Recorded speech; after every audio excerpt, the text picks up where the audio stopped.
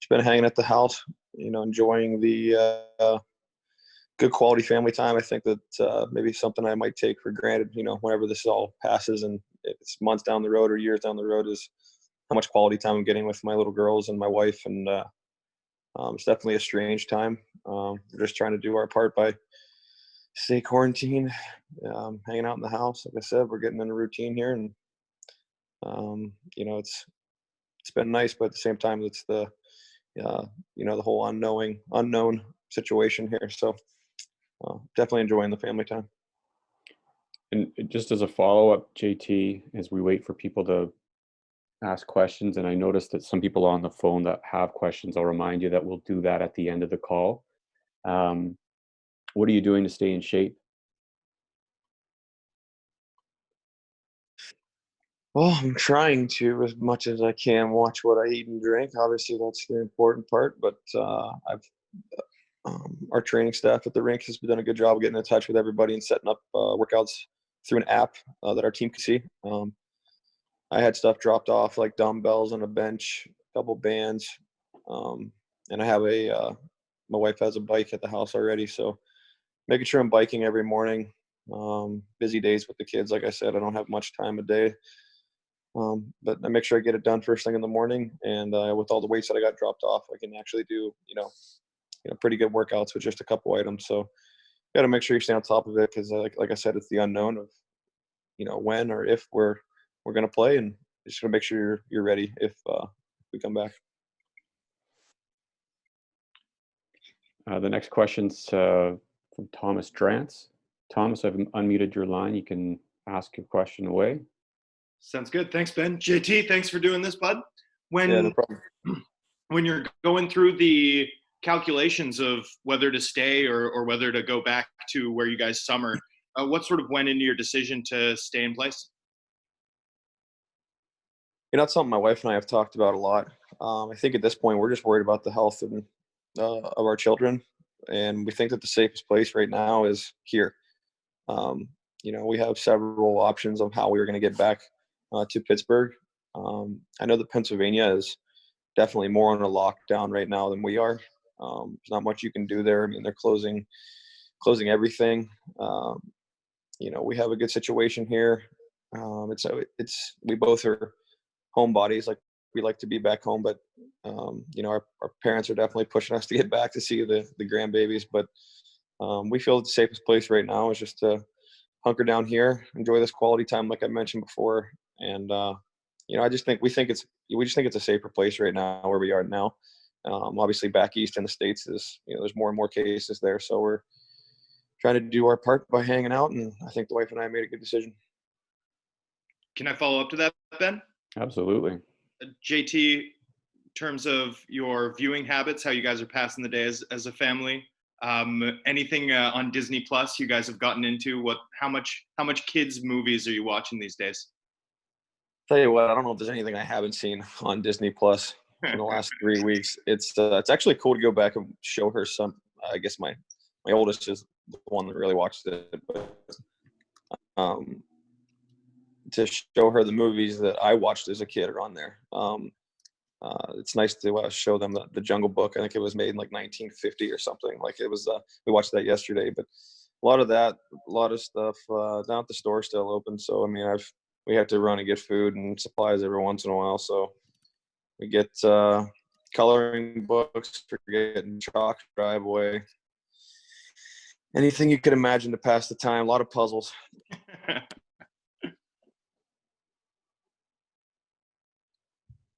Next question's from Daniel Wagner. Hey, JT. Just asking about you're having kind of the best season of your career, putting up a lot of points, leading the team in scoring. Is there a certain frustration in having that cut short when you're on such a hot streak with the whole season? To be honest, I haven't thought about it at all. I understand that the totals that I have were new numbers for me. I was excited to see what I could have finished with, but I haven't thought about it really at all. I think the frustrating part is our team is really coming together. We're learning a lot about each other. We established an identity, and we were going to be right in the thick of things coming down the last 3 weeks of the season, and it just sucks that we did a lot of good things to get to where we are now, and it was going to be an exciting finish. Whether it's, like I said, it's anything could happen with, we don't know what's going to happen here at the end, but we were getting into the last little push, and I think that was the more frustrating part. And I wasn't really thinking about my totals. I think that if I played well and the team played well down the stretch, I think the totals, like I've said before, would have taken care of themselves. But I don't look at it like on the other side of it. I don't think that this was just a lot of points, yes, but I think I could. I'm confident in my abilities to have another good season and potentially do it again. So I'm not looking at it like that's the end of the world. And like I said, I'm not too worried about myself here at this point. You think it was a benefit of getting that bigger opportunity, playing with a great playmaker like Pettersson, that everything was just clicking just right for you and the team as a whole? Yeah, no question. If you're surrounded by the team's best players and putting the best opportunities with the man advantage, whether it's 5-on-4, 5-on-3, 6-on-5 at the end of the game, playing on the penalty kill, playing 20 minutes a night, it's if you're getting those opportunities, the production's just going to come. It just naturally happens that way. So I definitely credit most of the success to the opportunity, and I think that also I'm finding another level of my game the older I get, and like I've touched on before, I feel comfortable now. I know what works in my game. I try to bring that every day, and I think that I'm just I think I'm becoming a better player as well. So if you combine those two things, normally good things will happen. Thank you. Next question's from Brendan Batchelor. Hey, JT, just wondering what communication looks like right now with your teammates, first of all. Are you guys staying in touch and talking a lot on group chat? And what about the coaching staff as well? Greener has reached out to, I think it was maybe, if not everybody, most of the guys, just to check in maybe about a week ago. Wanted to ask about workouts and gave me the option to, that Roger and his team were going to send out workout gear for us, and like I touched on at the beginning. So we just kind of checked in. I mean, nobody really knows a whole lot at this point. Group chats with the team have been, we're keeping in touch a lot. Most of it's pretty funny stuff, but at the same time, I mean, no one knows really anything, so it's a lot of speculation. Do you have an opinion on what a playoff format or the season could or should look like if and when you get back to playing? No, honestly, I don't have an opinion. I've heard every single scheme and hypothetical situation so far, so I mean, I would just be picking one if I told you one. I have no idea. The next question comes from Josh Clipperton. Hey, JT, I understand you're a big bowling guy. How are you able to have you found a video game to let that to get that out, or have you just been unable to bowl? I've told one guy that I bowled in my free time, and this has become a quite the thing. I have not bowled in probably, I don't know, a year and a half. I haven't been in the bowling league back home since I had kids, so I haven't been in 2 years now, I guess, since I've gone, and I don't have my balls or anything here with me. They're back home, so I have not gone out much, and I don't think bowling during the quarantine is recommended. And if I could just follow up quickly, just for a broader audience that maybe hasn't followed your season across the country, just what's it been like for you being in a Canadian market for the first time, especially in a city that's starved for a winner, and you guys are right there? It's been interesting. I've it's definitely something I've thought about, being being in the United States. I always wondered to be up here, the Canadian market, like you said, and what that would be like. And I think it's been a kind of a great situation to come into. Obviously, they're kind of rebuilding over the last few years. New exciting pieces that have come in, and like young players. And I think that my experience in the city's been super supportive and great. Even when we were losing some games, and it's not much negativity, and it's an exciting atmosphere to be in. And I'm sure it could go the other way. I don't follow it too much, but compared to when I was in New York, I mean, I think the New York fans were a little crazier. I think that but from a hockey passion standpoint, I don't think I've seen anything like it in my career so far. been super exciting, and I understand that the city's been close a couple times over the course of its long run. So I'm excited to be a part of a team that potentially could we want to be in the playoffs. We think we're good enough to be there and haven't been there in a while. So I think that it's an exciting opportunity and time for the team and the city. Great, thanks for doing this. David Quadrelli's next.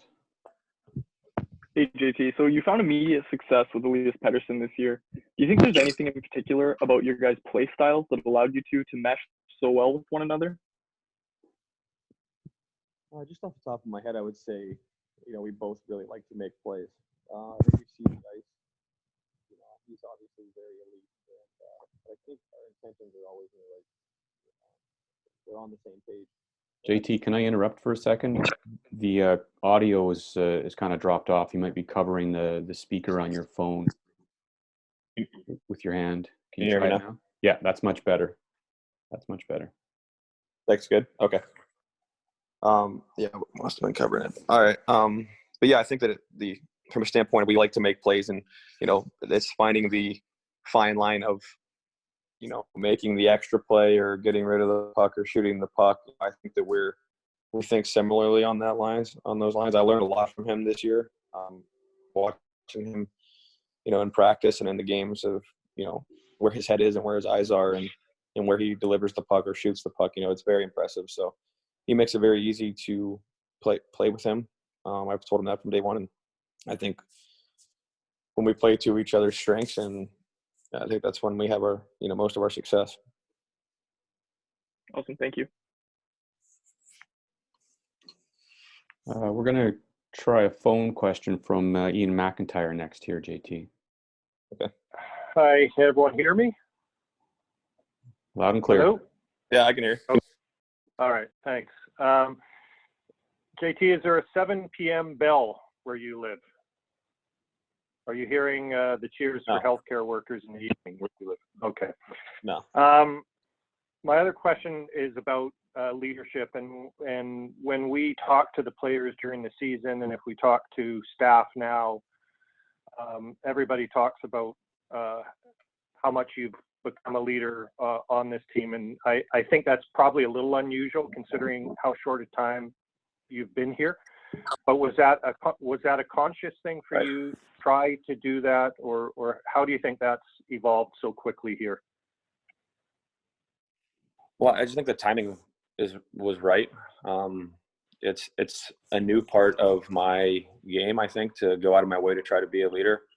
As we touched on over the course of the season, I'm a talkative guy. I like to know what my teammates are thinking during the game, whether that's watching the iPad during the game or, communicating on what they thought or what I thought, or if there's time to be hard on somebody or myself. I think that it's important, but I think if you play the right way, it sends the best message. And so I really tried to focus on that. I mean, from when I was 19 till now, I've played on some teams with guys that were unbelievable leaders and have been through so much in their careers that I just kind of stayed out of the way and was try to be a sponge. There's still plenty that I need to learn in that regard. But at the same time, I want to win really badly, and I'm trying to make that, number one priority for, a lot of the younger guys is, it's when you're young, it's hard to put aside your personal success or personal business, for the better half of the team. And I think when you do put a team first mentality into your game plan, I think, and everybody buys into that, we just talk about the will to win always seems to go up. And when we play like that, we've been a very effective team. Thank you. Problem. Brendan Batchelor has another question for you, JT. Yeah, I don't know if you heard about the question that Bo was asked last week on the captain's call, but he was asked about the teammate that he would most and least like to be quarantined with. I'm wondering what your thoughts are on what teammate you'd most like to be stuck with, and maybe one that you guys wouldn't get along for whatever reason. I definitely don't want to be quarantined with Anton Roussel.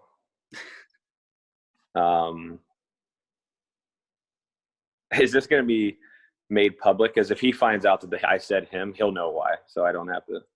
This is going to be made public. Yeah, I mean, Roos knows. Somebody I would want to be. I mean, during quarantine, geez, just off the top of my head, I'd have to say Jordy Ben or Chris Tanev probably. Or maybe even Tyler Myers. He's so funny. He could keep you entertained the whole quarantine. Okay, next question's from Rob Williams. Hi, JT. Going back to last summer, after you were traded, what were you expecting coming to Vancouver, and what was maybe something that surprised you a little bit about either the team or the city?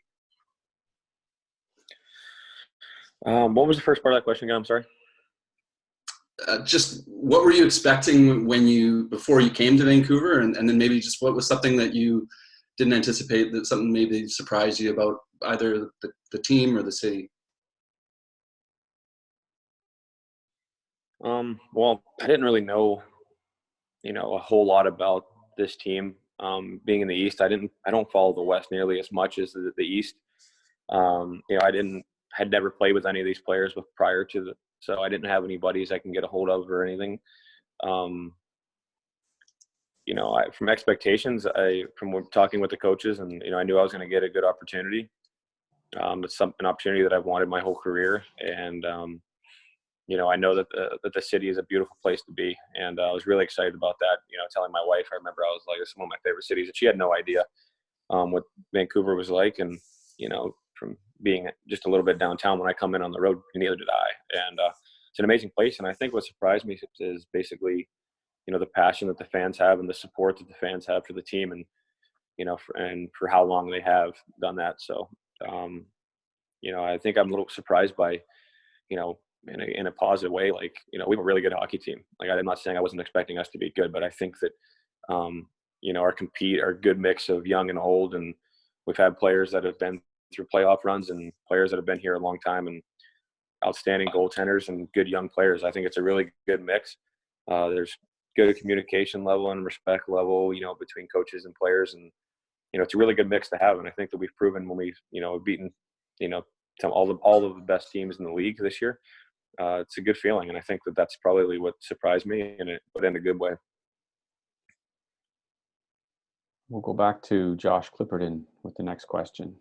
Hey, JT, I was just wondering, you guys were in Arizona the day that the season was suspended. I'm just wondering what that day was like with all the uncertainty. I mean, meetings were canceled. You guys are still trying to, probably think that maybe we're playing, but at the back of your mind, you probably thought you weren't. I'm just wondering what that day was like. The night before dinner was when they were starting to really shut some things down, and we heard some around the league that guys were, the refs were heading home. Like, we were, obviously it would look like we weren't going to play, and then Calgary, I think, canceled or something. Then we heard, I don't remember exactly. And then in the morning, we found out, pretty early that, hey, pregame skates canceled. We knew that, obviously the game was probably going to get canceled. And I think when they made the call, we actually went and played some golf, because we didn't have to play until nighttime. So we went to a local course for a couple hours and played a couple holes and got back for the bus. And just a quick follow-up, you mentioned family back east. I'm wondering if any friends or family who have been impacted directly, whether it's healthcare workers, and just what that's like, if that's indeed the case. I've been lucky that I don't think my family back home has been impacted too much. That being said, I'm definitely conscious of all the people that are being affected, and especially the health and everything the healthcare workers are doing. And it's really special. It's amazing. Knows where we would be if we didn't have them, pulling for us. And a lot going to be affected by this in North America and around the world. So it's something that doesn't go unnoticed in my household. And I think that it's very it's inspiring that people can do what they can do just to save some people. Obviously, it's life-changing stuff. Thanks again. Thomas, did you have a follow-up to that question? Sure. Yeah, I'll just get into the Wednesday. JT, obviously the quarantine sort of state we're in threw a wrench in my piece I was writing before, asking you every day about your pancake order. That Wednesday in Arizona, Where did you guys go for dinner? What was that sort of flow like in terms of learning when the NBA season? I know you already hit on this a little bit, but were you out with the guys, with your teammates, when you found out that the NBA, for example, had decided to pull the plug on their season? Yeah, it was kind of, the first little bit that sank in where, wow, this is more serious than we all thought. I think we were at, I can't think of the restaurant to save my life. I don't know. There's about 8 or 9 of us, or maybe 10 of us at dinner, and at dinner it was very quiet that dinner. Everybody's on their phones getting updates, and which is kind of surreal that they, guys in the, in the NBA, it was just looked like they were having problems in the city, the cancellation of the season, and then we kind of knew, well, it's going to affect us at some point, and obviously it just kind of snowballed from there, and it was kind of crazy, and then went back and tried to prepare like we were going to play the next day. Obviously that didn't happen, but like I said, it's more surreal. I couldn't really believe it was happening. And just one quick follow-up to that. When you get on the plane, did you guys have a sense that whether you were going to play in Arizona, maybe in front of an empty building, or did you have a sense that this road trip was going to be a little different, a little bit like there was a chance that it would be disrupted in some way by this? From my standpoint, I didn't follow it a whole lot, so I didn't really know. I'm sure other guys are on their phones way more and, have more updates, but I was just kind of a little more taken back and surprised by it. But at the same time, I think a lot of the guys knew that, there's a chance we were coming back. Thanks, man. Daniel Wagner's got the next question for you, JT. You had mentioned the group chats that you have with your teammates, and also that you have a good mix of old and young players on the team. I'm just curious, who is the most active in those group chats? Is it a lot of the younger players, older players? Are there certain players that are posting the most memes or funny pictures that get the group chat going? Yeah,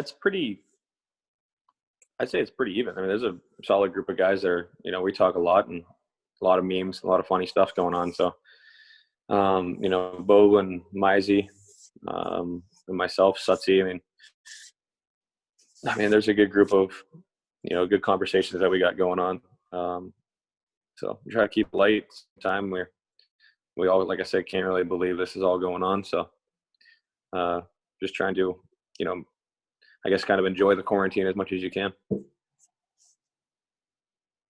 I've talked to Troy Stetcher before, and he said he's a big fan of a lot of the memes that he sees about the Canucks. Is he a guy that will often post those in the group chat, or? No, Stetcher's, I think, pretty quiet. Kind of just sits in the weeds a little more, I think. Fair enough. Thank you.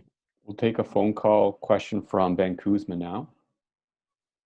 Hey, JT, it's your favorite bowling reporter. I won't ask you any questions about a 7-10 split, but appreciate your time this morning. No problem. Hey, JT, on the captain's call last week with the Pacific Division, Connor McDavid said that a fair season is a full season. Mark Giordano, the Flames, was a little bit worried about injuries if you guys get right back and maybe start the playoffs without finishing the regular season.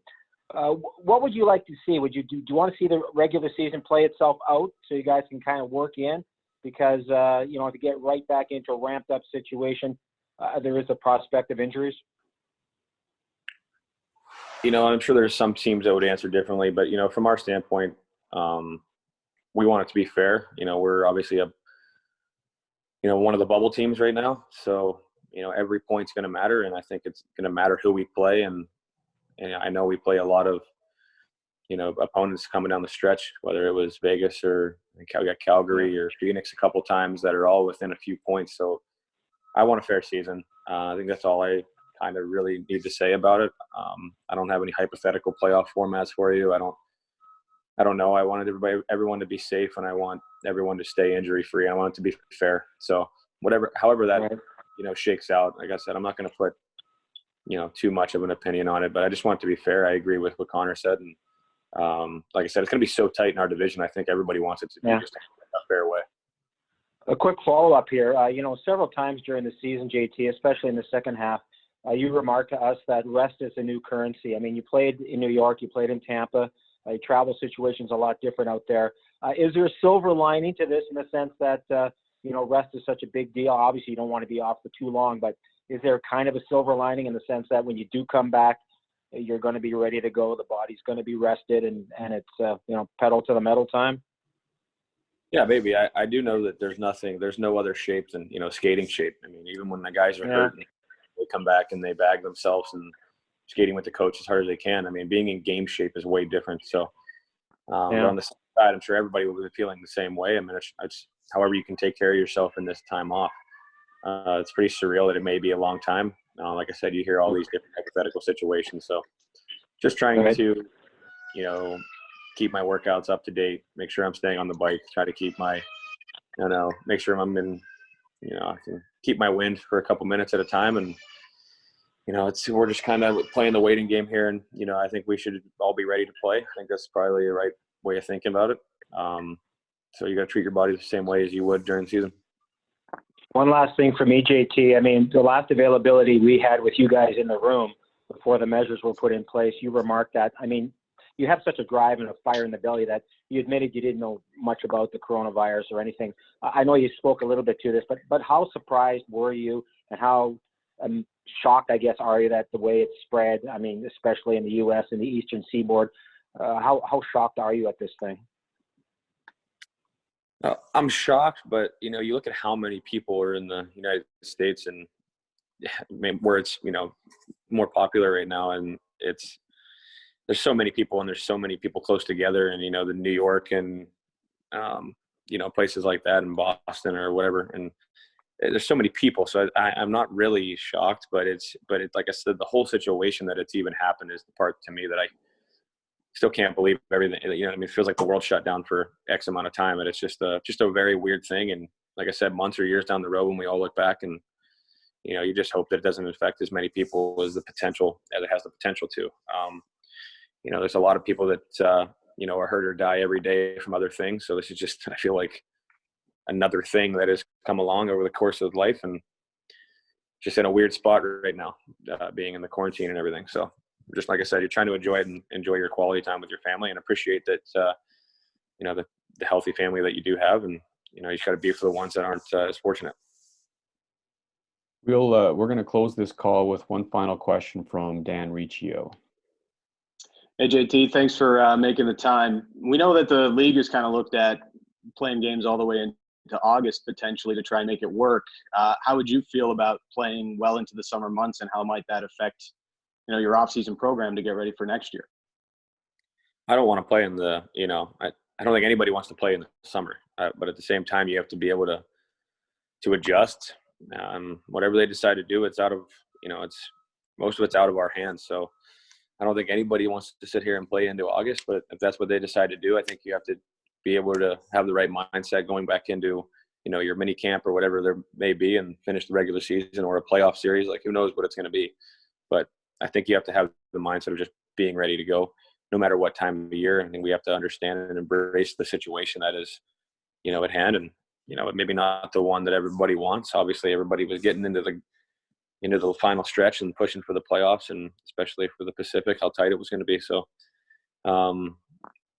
it's just something I think we need to embrace, and, whatever happens. There's not much we can do.